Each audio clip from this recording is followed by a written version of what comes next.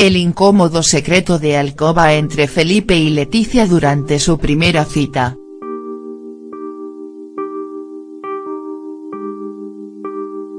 Fueron unos días donde Felipe pensó seriamente la posibilidad de renunciar a sus derechos a la corona. Vuelve por sus fueros el rencoroso cronista oficioso de la Casa Real, quien esta vez lo hace a través de su columna en la revista Pronto, donde revela cómo fue la primera cita entre Felipe y Leticia, el 17 de octubre de 2002, y cómo ésta se hizo la sueca ante las insistentes miradas del hoy rey de España.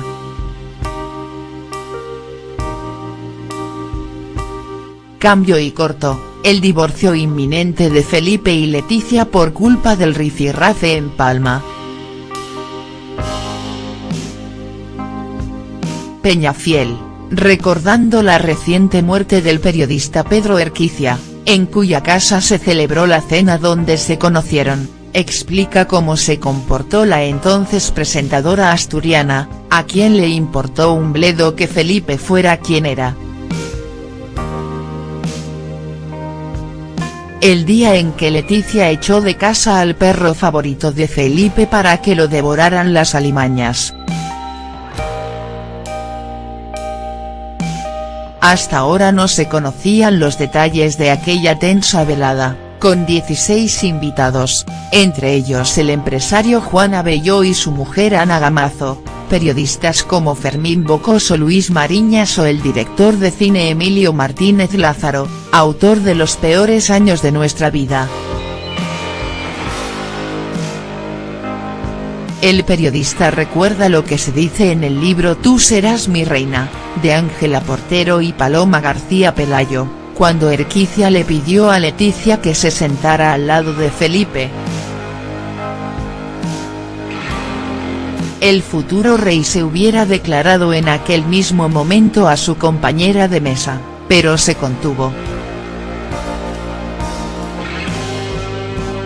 Hacía poco que Felipe había tonteado con la modelo escandinava Eva Sandum. ¿De qué hablaron? Felipe estaba muy orgulloso con su nueva vivienda cerca de la Zarzuela, aunque ambos se sintieron muy incómodos con la conversación, sobre todo por la displicente actitud de la periodista. Y es que, según cuenta el mentado, Felipe le explicaba con detalle cómo eran los 1700 metros cuadrados de su palacete y ella le hablaba de su modesto piso de 2 habitaciones en el barrio de Valdebernardo. Todas mis cosas cabrían en tu dormitorio, le contestó Leticia a un cortado Felipe.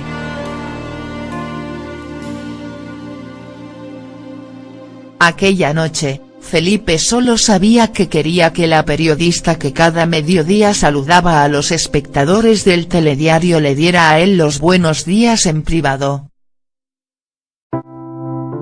Pero desconocía o no se preocupó en saber cuál era su pasado, que había estado casada, que su madre era enfermera sindicalista de izquierdas, que su padre trabajaba en la radio o que su abuelo era taxista.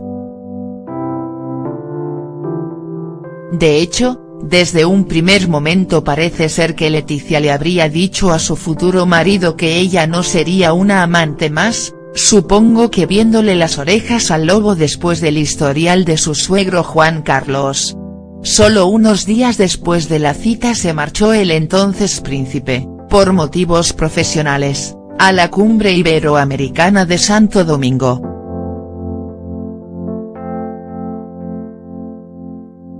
Y justo después se marchó hacia Costa Rica por motivos personales. Ella casi no le cogía el teléfono ante sus insistentes llamadas. Sin embargo, días después volvieron a quedar en un centro comercial.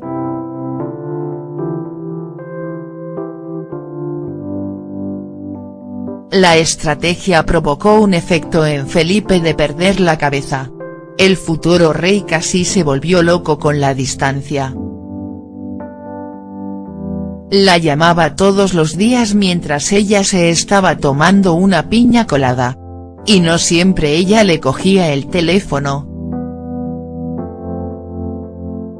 Eso le hacía enloquecer más, hasta el punto de deprimirse desesperado.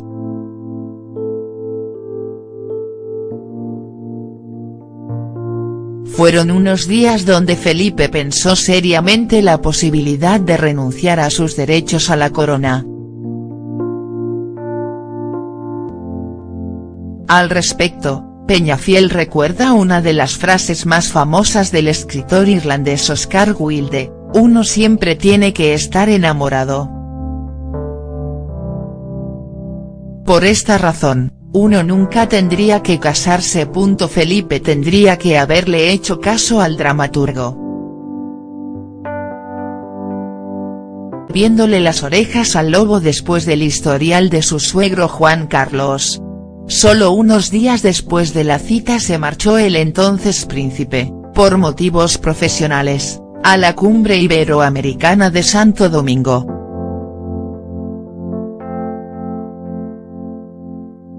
Y justo después se marchó hacia Costa Rica por motivos personales. Ella casi no le cogía el teléfono ante sus insistentes llamadas. Sin embargo, días después volvieron a quedar en un centro comercial.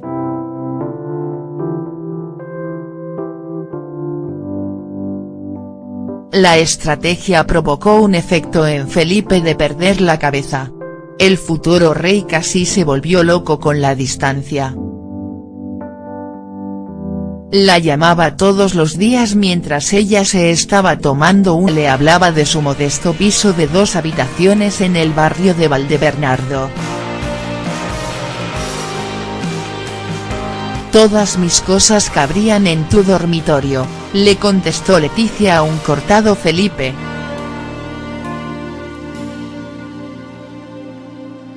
Aquella noche, Felipe solo sabía que quería que la periodista que cada mediodía saludaba a los espectadores del telediario le diera a él los buenos días en privado. Pero desconocía o no se preocupó en saber cuál era su pasado, que había estado casada, que su madre era enfermera sindicalista de izquierdas, que su padre trabajaba en la radio o que su abuelo era taxista.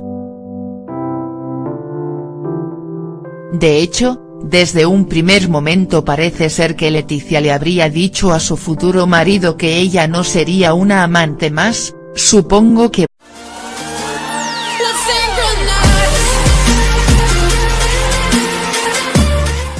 el incómodo secreto de alcoba entre Felipe y Leticia durante su primera cita.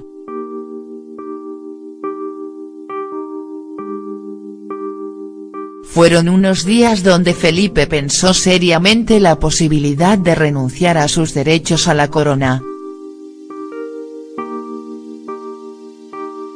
Vuelve por sus fueros el rencoroso cronista oficioso de la Casa Real, quien esta vez lo hace a través de su columna en la revista Pronto, donde revela cómo fue la primera cita entre Felipe y Leticia, el 17 de octubre de 2002. Y cómo ésta se hizo la sueca ante las insistentes miradas del hoy rey de España.